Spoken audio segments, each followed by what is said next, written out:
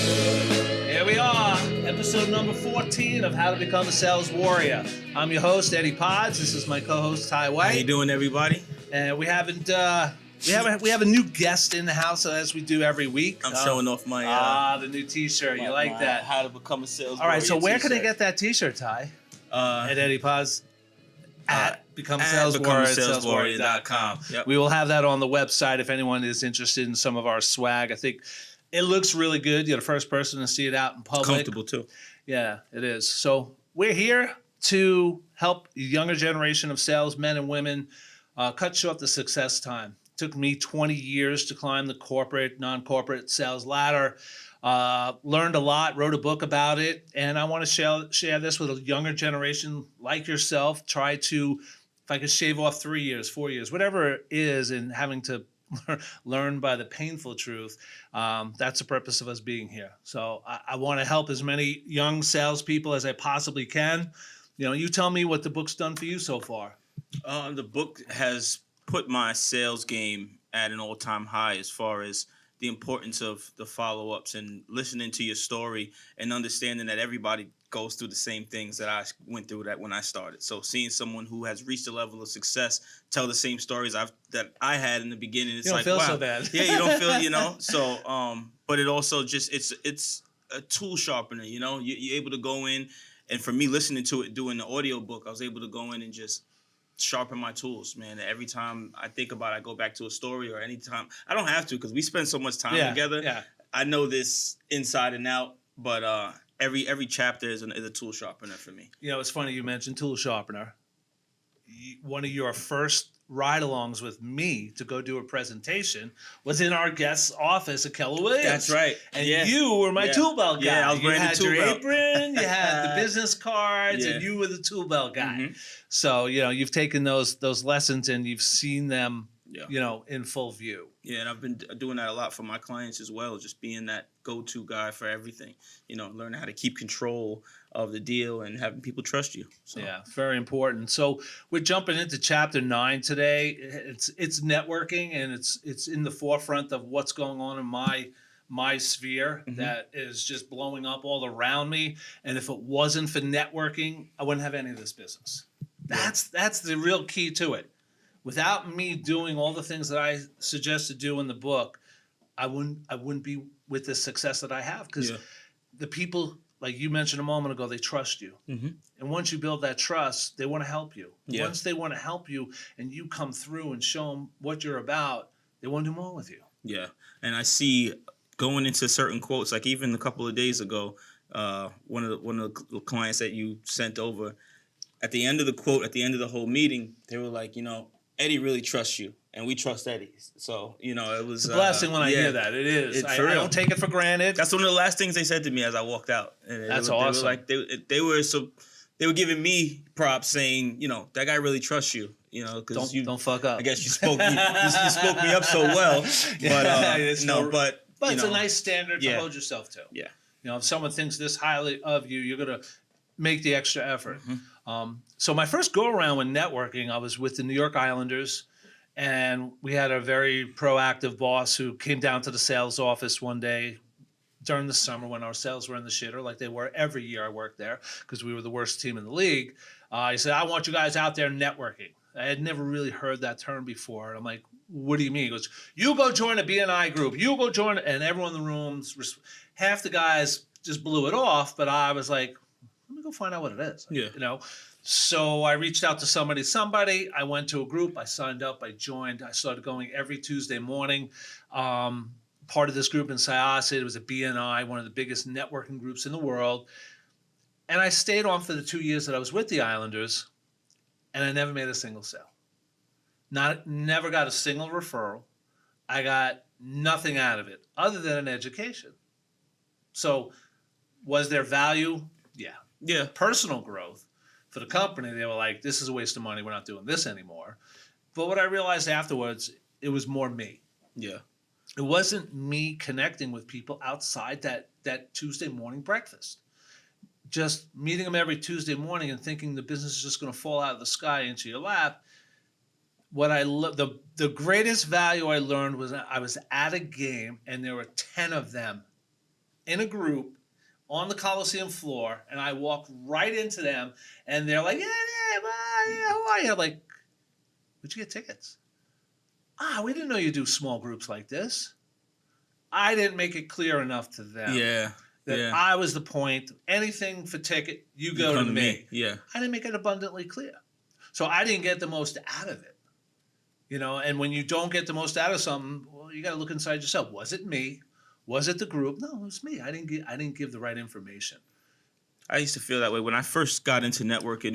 It wasn't any Long Island. It was all the city. It was all Manhattan, Queens, and going to these cocktail hours and stuff. So early in the business, when it was just junk removal, I was going to meet realtors. I want people selling houses that need cleanouts, right? So I'm going to these different places, but everything to me seemed like a hangout because it was all cocktail hours and things like that. So I felt as though I was like, I'm not getting anything from this. Everyone's here seems like they're just happy to be off of work and just hanging out. Yeah. And it wasn't until I started networking in Long Island where it seemed more family oriented, and not that it was family, but people felt like family in these groups. They meet at more appropriate times, and and it's stuff was getting done.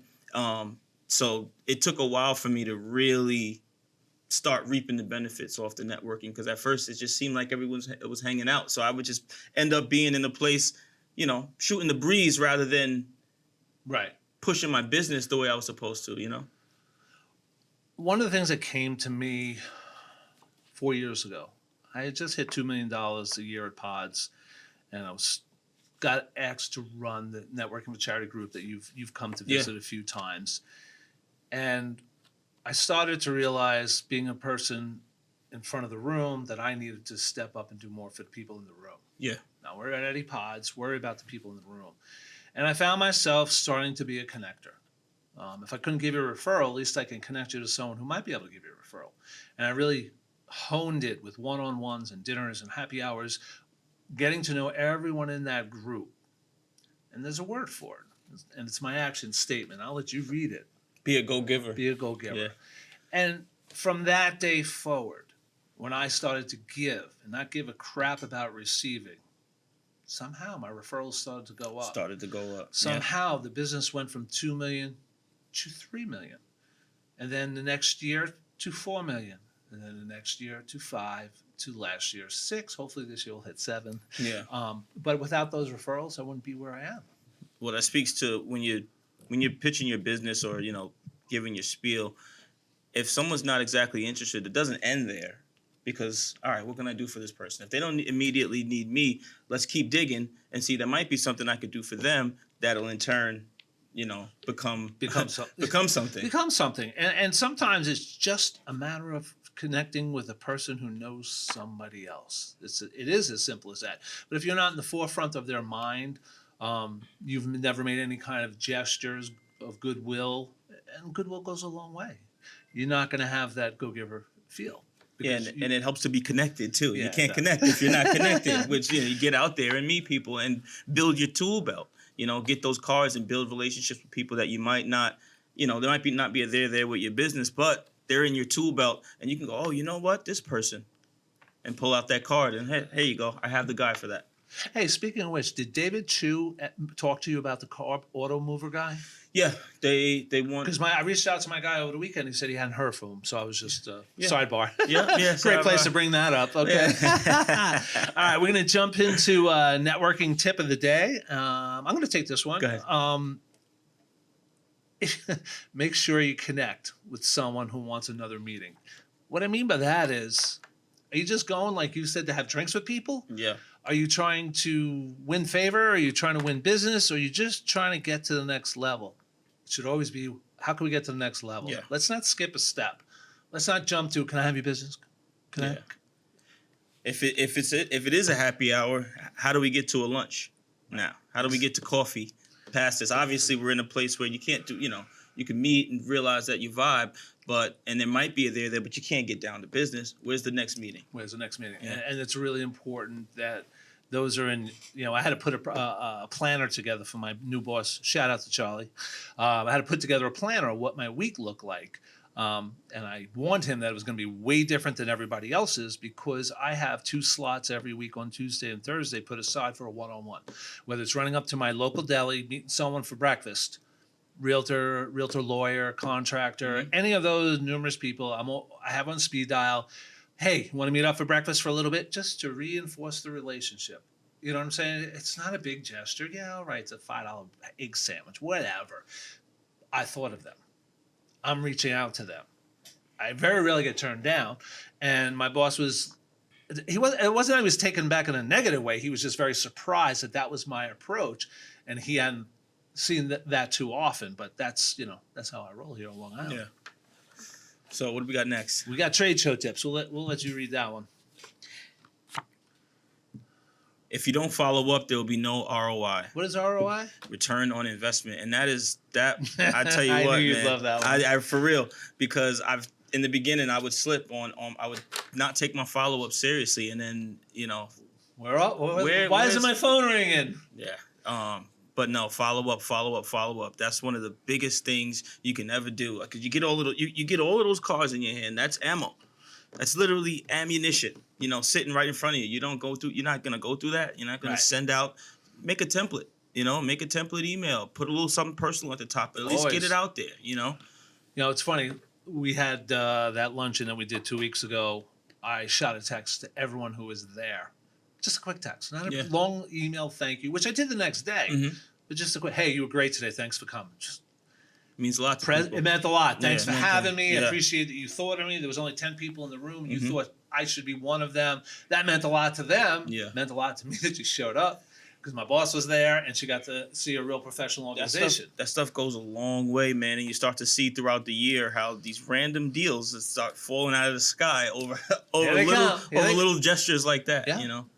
So we're up to old-fashioned time, which means we're going to go on a break. And when we come back, we are going to have Evantz, our Keller Williams agent. There he is up on the screen. Look how handsome he looks. Yeah.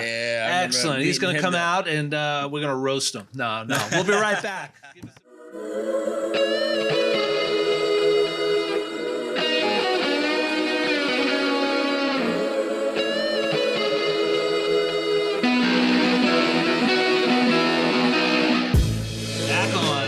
Number 14 of How to Become a Sales Warrior. We are in the house with our special guests, Evantz Saint-Gerard of Keller Williams. Let's have a toast. Thank you for being here, brother. Appreciate Thank you for inviting me. This is old-fashioned time. Really Tell us strong. about old-fashioned. So old-fashioned time is a representative of our friendship, how we met over an old-fashioned at our first networking meeting, which was, coincidental to today's topics. But we had an old fashioned, we had a conversation, and from then on, the rest is history. But the dynamic of our friendship is obviously we're a lot different in age. So there's older fashioned ways of doing business and newer fashioned ways of doing business that we kind of combined and made something great. I love the dynamic between the two, because I'm like, oh my God, you guys really are my people. Yeah. So normally Ty will do this, but I had such an exciting moment on Saturday. So my wife's my bookkeeper in life and in all my businesses. And smart man. She's always on point with it. But she's been a little busy lately with her birthday weekend celebration, and I had to pay a phone bill. I haven't paid a phone bill in 25 years, guys. Wow. And our phone bill comes. I got the bill. It's too late for the check. It was due today. I don't think they Zelle. So I go onto the Verizon account. And I look up and it says, pay from your bank. I'm like, let me press that button. I press that button. What's your routing number? Open up the folder. Type in the routing number, account number, double check the account number, press the button. Thank you very much for our payment. I know it seems insignificant for someone of my age who's never done that before. It was taking today's technology into running to the mailbox or overnighting a check because you don't want to be late and have your credit score get hurt because you were late. And all the things that go to your mind. And all I had to do was open up the computer. Press a button. Press some buttons. So while his brain is in a tornado a couple of days before, he's like, I got to pay this damn bill. I don't know. We got to get something straight here. I'm like, dude, just pay it straight out of the bank account. There you go. Hey, live and learn. Old and new, man. Old and new. We are Old and meshing new. it together. I love that because basically this is what we need today's age. Yeah, because there's a lot of things that the things that I can avoid by him, by his mentorship, and there's also a lot of things that he could learn that he would have never explored if he wouldn't have had a friend this age. So I want Gotcha. to throw in a second old and new, and this was a conversation around our dinner table last night with Lexi, who's 16. Madison, who's 21, was complaining about her coworkers always being on the phone when they should be helping her walking the dog. She works in a kennel, and Lexi, the younger one, says, "Oh, why are you hating on the girl? She just wants to be on her phone." I'm like, I don't think when you go into a job and you have responsibilities, I think your phone should be locked up somewhere else. And this roundtable discussion, it was myself and my wife saying, we didn't have those when we were younger to have that distraction. Yeah. Well, it's a new day, Mom and Dad. And it's like, I get it's a new day, but when someone walks into your pizzeria and you're doing this and you're not, It's hi, costing can you I money. help you? It's costing you money. You're hurting the business. Yeah. Oh, I don't think so. Like, here comes the immaturity. But it's like, just because that's what you do now doesn't make it right. Yes. Yeah. No, I totally agree with what you're saying right now because I see the same thing in my industry. The younger agents basically are always on their phones, and the older agents basically sometimes they're on their phones, sometimes they're engaging with people. Yeah. And it does make a difference. All right, we're going to get into best new business decision of the week. What was yours? Best new business decision. I don't know about business decision, but I have a best new opportunity and best new connection, which is That's the next card. yeah. But I don't know business decision. I'm trying to think of if I made any All right, new I'm business going to decisions. tell mine. Yeah. Because, so we got assigned a task at Pods to connect to as many PGA events as possible. Okay. Because I do a lot of golf outings with the PGA, and everyone kept saying they couldn't find the right person. So I went to the website, and there was a thing that says contacts, and you press the contact, and a form pops up with a questionnaire. Mhm. Imagine that. I filled it out. Okay. I got an email last Wednesday saying that I've been invited to the bid process up in Boston next week if I'm interested in winning this bid. Nice. Congratulations in advance. This is one of the first times I've done it. I've done it a couple times this year, and this is the second time it's hit. But it was a really smart decision to do that because now I'm in play for a 30-container order, where before I couldn't even find who the person was to speak to. Just because I'm Pods, that doesn't always open up the door. Sometimes doing that little extra. that little decision, I'll fill out this form, I'll give them all my information, Yeah, and in the yeah. subject, that's why I'm calling. So that was my best new business decision of the week. What about yours? Mine, actually, I told you this on the phone the other day, last week, when you asked me to do this. I was literally in the middle of writing some information, basically, of how do I get more on podcasts, being a guest, because I'm used to hosting them. And I want to do more podcasts. And as soon as I was doing ChatGPT, putting everything together, I look at my phone And there I am. and I'm like, wow, not only did I get one from you, I got one for tomorrow that I'm doing also with a bunch of other agents in other states. So that was something I'm like, I'm going to put this together basically for next month, which is this month right now. Remind me to connect with you afterwards. Mhm. I have this guy Brian, who emails me. There's a company out there that you can register, and I think it's like $29 a month, where you fill out a form Mhm. and they'll place you on podcasts Okay. where it fits your agenda. So I was going to do it that way. Mm-hmm. Then I decided to start my own podcast. I was like, I got to do my own podcast. Yeah, So- I like doing my own. I like being the host, Sure. and asking the questions. I'm always uncomfortable on this side, but you know what? If you could dish it out, you should be able to take it. So, Yeah. Yeah. so it is what it Yeah. is. All right. So that's my big one for the week. Big win, best new connection. Big Give me- win, best new connection. Big win is a family that I'm gonna be moving to Florida, July 22nd. I think we're gonna be leaving. They didn't even want to hear any other quotes from anybody else. The delivery, the meeting that we had, the walkthrough, they loved it. It's gonna be a nice trip. So I got two questions. Where'd the lead come from? Okay. Pods. Why did you get to do the whole job and Pods didn't get any of it? Something I don't even remember. There was a screw up, right? No, not at all.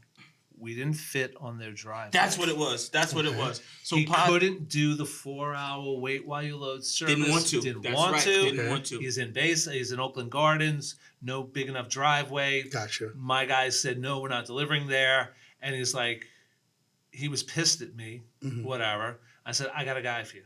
I got a guy who'll fix this problem for you. He's the guy. And he's Walked the in guy. there, they were like, "Oh God, thank God," because they didn't even have anything planned, prepared, and for them to do a 4-hour pod load, He may still use us in Florida when you go down there. There's still a possibility that he uses the pods container because he said, we're going to get a storage unit down there. I said, just remember, you still got to load that stuff from the storage unit onto a truck, even in Florida. I said, you can load Ty can load it into the pods containers at my warehouse down there, and we can redeliver it. So he was kind of like, oh, Full circle. full circle, yeah. So that was a great win for you. And best new connection? new connection. Anyone from the networking groups? I mean, yeah, I would say, but our organized guy is he was a really good connection, but he was a really good connection because he really wants to work with me. And do you know Vinny Giacalone? The organized guy. I can't say. Okay, I should introduce you to him. All right. He's a good connection for you. Absolutely All right. is. Awesome. So, best win of the week. It's a random phone call, someone who's done business with us from time to time, but the person that handles government for pods doesn't work for us anymore. So it's kind of like a free-for-all.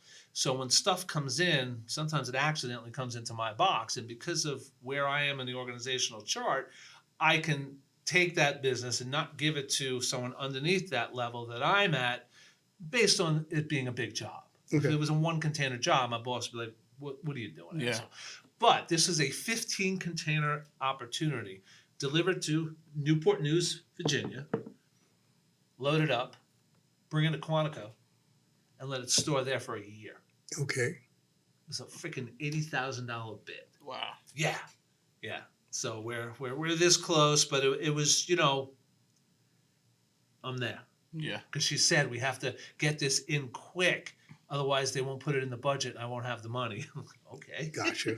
So I don't think money was the issue. I think it was just having a bid I got my bid. I got my bid. Timing works also, man. And best new connection, Autumn. You know Autumn? The name sounds. Is she a realtor? She's one of Rafe's friends. She's beautiful, absolute gorgeous. I think I met her. She was right standing next to us at Blackstone the last time you were there with me. I'm pretty sure I met. She invited me to another networking group called Atomic Networking Group. She needed some support. I went on a Saturday. I don't work Saturdays. I gave 3 hours on a Saturday to support her. Mm-hmm. She sends me a text on Friday night. I have a lead for you. I'm like, okay. It's 22 containers. I think she's just goofing me. I'm like, you mean 2? And she texts back, 22. No, 22. The chew of it is, she knows somebody who's doing something that needs to move 22 families from around the country all to Jersey. And because I supported her, and because I took the time to get to know her, she put her reputation on the line when the guy said, we need a moving company. Do you know someone? And I was first at mind. I had a call with him on yesterday. Nice. He was blown away that I was willing to, I'll talk to you on Monday. No. It's business. This is business. Make it happen. Let's do it on Sunday. And we were on the phone for 90 minutes. I think I locked it up. But without that connection to Autumn, I wouldn't be here. And you made that extra step. Yeah, the extra step. Saturday and Sunday. Yeah.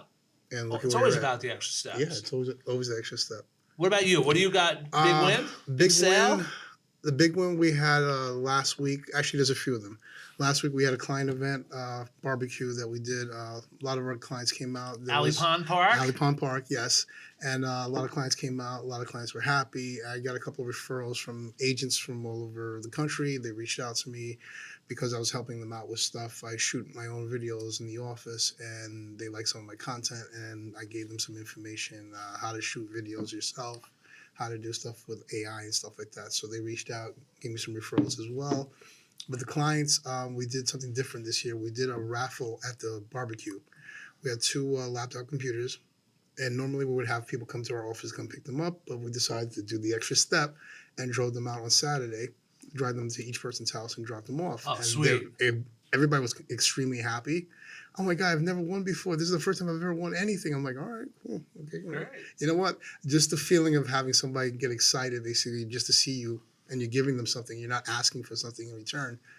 And there's the two people, I've gotten referrals from each one of them. Nice. So I'm pretty sure I will be getting phone calls from them as well. That's great. So, and what was the second question? Best new connection. But the best new connection is the big win. Is the big win, but I have another one. Go. This is kind of a personal one. On Thursdays, every other Thursday, I go to in Bayside. I go to a trivia night thing, and just to relax and chill. Yeah. And I happen to be sitting next to these people who I've seen every other week, and the father happened to be there. And the host asked a question that kind of was in my field of business, real estate. And he asked a specific question: what is debt to income ratio? What does that stand for? And I'm like, oh my God, you finally gave me You a finally question. gave me a layup. I'm like, yes. Normally Star Wars, I can get most of the answers, but this one, I'm like, oh God, all right, great, got this one. So the gentleman next to me, I'm not supposed to say this on the air. He looked at me, I looked at him, like, debt to income ratio. And he looked at me like, I know. I'm like, well, what do you do? Real I'm a estate. realtor. What do you do? Finances. Okay, great. Let's exchange cards. So Wow. we exchanged cards. Small little connection. Yeah, I'm like, so I've But you were trying to help him, yes, and he saw that. and vice versa. So That's awesome. Goes a long way. yeah, so we have a conversation we're gonna have soon. So that was a good one. So what we move into the roasting of Evan. No, I'm just kidding. Let's go. Come on. I'm a Yankee fan. So we have some interesting questions just based on what you sent me. What is a cultural ambassador? Okay, cultural ambassador.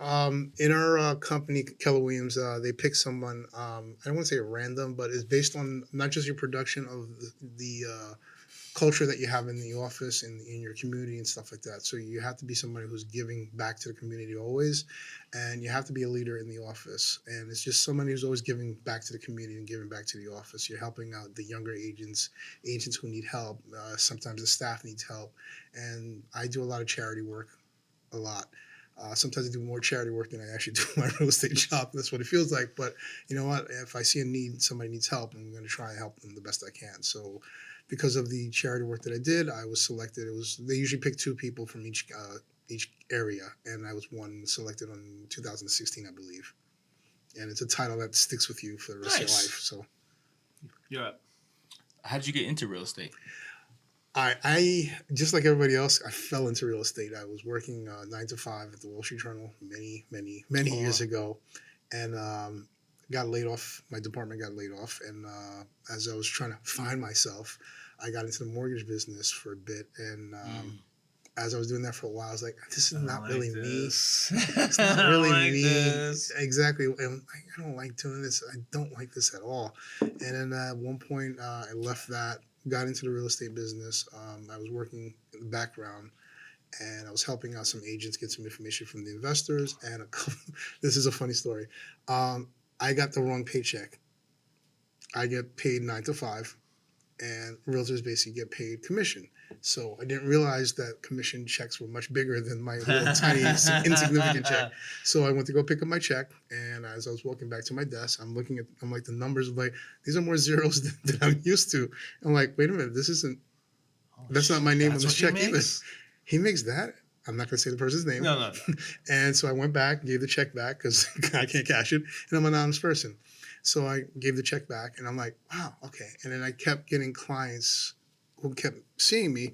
We wish you were our realtor. I'm like, I'm not a licensed agent. I'm just here. I'm staff. I don't really sell properties. I'm like, we really wish you were our agent because we like you, blah, blah, blah, blah. And I kept hearing that often and often. Mm-hmm. I'm like, you know what? After seeing that check, I think this is where I should be. Maybe I should be doing this. And that was about 12, 13 years ago, and I'm still doing this. So. Wow. So I noticed on your signature you have a lot of certifications. Yes. Which one is really the most valuable in your mind? It really depends on the client and what their actual needs are. I don't usually, most people just do it just say, hey, I got this, woohoo. But it's more of to help the client. So if there's something I'm feeling, all right, you know what, I'm hearing a lot of clients, they're asking questions about this, this, and this. And I'm like, all right, you know what, maybe I should get, well versed on this. I would say right now, I'd probably say the ABR, the buyer's representative, and then also the sales representative, and the senior one. And those are my 3 top ones that I like the most because that comes up a lot. Cool. What's your favorite part of your job? I know. That was a stumper. Like it's not the. I'm gonna keep it real. It's the money. It's all right. Well, no. The honest PC answer is helping people, but it's the two part. It's helping people and also the pay. Like you're helping people, and also the satisfaction of seeing them getting from point A to point B, and also the fact that they feel comfortable. You guys mentioned this before earlier, that people feel comfortable with you. That they're like, all right, you know what? There's nobody else my family's ever using besides you, and you get referrals from that. And I told my cousin, I told my father, I told whoever. Basically, my people usually reach out to me and say the same exact thing. Hey, look, such and such, expect a call from Eddie. He's going to be calling you soon. Expect a call from Ty. He's going to be calling you soon. They need to sell a house. They need to buy a house, whatever the case may be. I'm like, wow, thank you. And if you put out in the universe, you're going to get. That's go-giver, man. Exactly. About the It's good go-giver. when the byproduct of doing something good is a nice check. Exactly. Exactly. Byproduct. I like that. Yes. That's tough. I like that. That's going to be on my next shirt. Tell me, I mean, I met you networking. I know I met you at Rafe's event. I think the first one was at the Bijou when I first met you. It was Bijou. And we've done a half a dozen more at the Blackstones and all the other places. Quite a few. Always enjoyable. What is your networking philosophy? Because you mentioned something while you were sitting there. It's similar to yours. It's Okay. similar to yours. It's basically, you can't look at it like you like you mentioned before. It's not like you're looking at it, hey, I'm going to get something out of it right now. It's like, who can I meet today that can possibly help, and vice versa. If I'm helping them, they're going to remember me, and knock on wood. You know what's the funny? rest comes.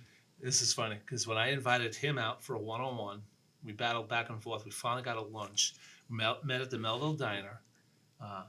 Came in. I had already eaten lunch, but this was fitting his time zone, and he wouldn't let me buy him lunch. That was a first for a realtor. That was a first for a realtor. I'm not your average realtor. I'm serious. It's no joke. No puns. It was the first time a realtor actually, and he got lunch. He ate away. He had his nice food, and I'm like, a realtor? He's got to be a good guy. If anybody who knows me knows I love to eat a little too much. So I don't like feeling. I just don't like feeling weird. I'm like, if I can offer you food, whatever. If you don't have, I'll take care of the check. I'm not that type of person. Like if the check comes in, I'm gonna like. You know, a lot of realtors are. Though. Yeah, You do know, alligator arms. Yes, alligator arms. Yeah. And you got deep pockets. I'm like, look, if we have enough, great. If I don't have at that time, if I happen to leave my house without my wallet, I'll let you know. Hey, I didn't bring my wallet with me. So Rafe will tell you. Funny you mentioned that. I invited him to lunch last year on his birthday. Mm-hmm. Get to Toast up in Melville, order our sandwiches, and I'm standing there like a fool because my wallet's on the kitchen counter. I'm like, dude, you got to buy your own lunch and my lunch today too. And he just looks at me, what the fuck? I'm like, I'm sorry, I owe you. It happens. It happens. You know what? When you're rushing to get out of the house, we got a million things going in our head. We're processing a few things, and sometimes we forget the keys, we forget the wallet, Okay. we forget the car. I got everything together today for the podcast. Mhm. I got the package together that I was shipping out to our first guest. I went upstairs, combed my hair, walked out, grabbed myself, walked out to the car, drove down the street to the post office without the package that's sitting right at the front door. I'm like, oh, man. It could have been worse. You could have had it on top of the car. True. So, what's your networking philosophy? No. We did Oh, have a well, podcast. You know what? I'll revisit No, that. yeah. The networking philosophy is just keep talking to as many people as possible, and not just the people who are there at the event, also the staff. You have the waiters, the busboys, everybody. Always. The guy in the bathroom who's, he's got to sit there for a while. He's got nothing to do. As I'm having a conversation with him, I treat everybody equal. And I've gotten business from that, from security guard, from the busboy, from everybody. Wow. Giving everyone my cards basically because everybody needs to live somewhere. I'm a real estate agent, and most of my cards have QR codes in the back. If they don't speak English, I try and translate as much as I can. Yeah. And I use my phone if I can. Nice. Have it translate for me. That's a really good one. Man. Yes, Speak to everybody. The poor, everybody. Tell us about your podcast. I see you online. Well, I have. I do something similar to this. I do sometimes a remote, sometimes it's in the office, and I have a couple different shows. One is basically where I interview agents from other states, just to help people figure out if they don't know where they want to move to. It's called Your Next Move, so they can figure out. All right, well, you know what? We don't know where our next destination is going to be. Wow, let's look at this episode. This one's in Miami. This one's in Florida. Oh, that's a Whatever. great, I said great Florida, angle. Miami. I like that. It's different locations basically where people are like, all right, you know what? I never gave this thought. I'm like, I'm an outdoor person. Maybe I should check this place out because they have parks, they have lakes, you have winter and summer basically together right there. Have you done South Carolina yet? I think I have. In the Charleston area? I believe I have, but I'll double check because I. 5-year retirement plan. Eddie Pods goes south. If you need an agent, I probably know somebody. Yeah, but I have like different stuff, and then I have one with people who I meet at different networking functions. If I feel like we got a connection, which I think you're going to be on the next episode, both of you, and then just do a video basically. Like I said, we can do a remote, or we can come to my office. We have a room in the back where we can film stuff. Not as big as this. Hey, It's changed since the last you've been Okay. there, so a lot of stuff has changed. But it's just trying to make it I'm trying to find the right words. You try to make it as educational, but educational, entertaining. Entertaining. Yeah, because I don't want snooze fest. No. I mean, I do ask the people that call me up and say, "Oh, watch the podcast. Give it to me straight, man." We had an 18-year-old kid in the audience 2 weeks ago. And you know what the first thing he said to us was? What? I didn't look at my phone for the entire 45 minutes. All right. That is a win. That's chef's kiss right there. That is a win. If you get an 18-year-old not to look at their phone while you're talking. He said you kept it engaging. Yes. You kept it. I wanted to learn a little bit more. That's what I'm also trying to strive with everything that I'm doing, anything I'm a part of. Basically, you get entertained and then you also learn something. So we're all about giving tips and obviously teaching the younger generation. And in your field, is there something that you can really nail home to teach young realtors or someone trying to get into real estate, or Good piece of advice. good piece of advice? I'm I gonna know say- a lot of people. A lot of my friends are telling me they want to be realtors and they want to go into real estate, and I'm like, I've spoken to a couple, and everyone thinks it's so easy. This glamorous job. Yeah, it is glamorous, glamorous. but you don't see the behind the scenes. I'm gonna say the number one thing is once you get into real estate, there's two things. Once you get into real estate, really hone in on basically what you're learning, and it's a job that not a job, it's a career basically that you're gonna constantly keep learning always. So do not shut your mind off like, all right, I'm doing it this way and that's it. You always got to keep learning. And the second thing I would say is get a coach or some kind of mentorship. And because you're going to need help, you're going to have those days where you're like, I don't feel like getting out of bed. This is not for me. I've been doing this for 12, 13 years. And some days I'm like, why am I still doing this? and then I get a client call. I couldn't have done this without you. Then I'm like, all right, this is why I'm doing this. And This is why I do then I it. throw that pity party off my shoulder and get to work. But I would say get the mentor, get a coach, and then also whatever they're telling you, do it. Don't second guess question it. Don't question, just do it, because obviously they've been doing this for a while. This is their formula. This is how it works. It works tremendously well for everybody. So there's no reason why it wouldn't work for you. I can understand that. Yeah. You'll never stop learning things, because I see those real estate books. It's just Yeah. like endless information. It doesn't have to only be real estate books. It can be doesn't like books like, any kind of sales book, like something Like this one right like this here, I one, become yeah. a sales warrior. Yeah. There you go. Like I see your shirt right there. So basically, it's about sales. It's also about learning personality traits. Yeah. Also learning how to talk to people. I think that's another thing I would say to people: learn how to talk to people, because you can't talk to everybody the same way. A driver personality is going to be different from somebody who analyzes everything. So you have to learn the different personality types. So now I'm a numbers guy. I'm sales. It's all Okay. about numbers. So I come right out with it. I did 3,700 containers last year, $6.1 million in revenue. You can put me on the spot right now, aren't Oh, you? yeah. How many houses did you sell? And what was the total value of those homes? My business partner, he's better with the numbers, but I'm Come going to say on. we did, I want to say 40 units, about 40 something units last year, and that came out to about roughly about 23 million Nice. in volume. We're trying to go up every year. Are you on pace to top that this year? We're close. If we stay on our goals and I step it up more, do more networking and talking, get out of my comfort zone, then yeah, we should be able to hit that. Awesome. Fingers I'm crossed. all about the numbers, man. And you can round them off.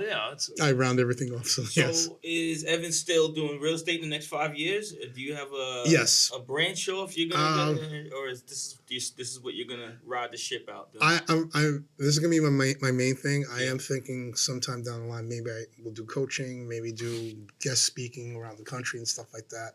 I wasn't thinking about stuff like that. Now I am. 5 years down the line, I'm thinking about buying investment properties also, because can't be in real estate and not buying property also. Because if I'm telling people, hey, buy real estate, get investment properties, I should be doing the same thing too. Mm-hmm. It was my first business. I bought a house at 19 that was a mother-daughter in 1982. We got $350 for the room up top. It had a little bathroom, and it was a studio. And then one day we had this, someone suggested it to us. They said, well, why don't you convert the rest of your house? And we're like, we don't have the money. And this is back in the day where you could take out a home improvement loan. Yep. We took out a home improvement loan that cost us $250 a month for 5 years to convert the rest of the house into a 2-bedroom apartment. And we were able to rent it for $1,100. Okay. We were living rent-free in this house for 5 years. I tell people, if you can do it, do it. Just make sure you get everything, all the paperwork for everything that you need. Because we're in Long Island. Yeah.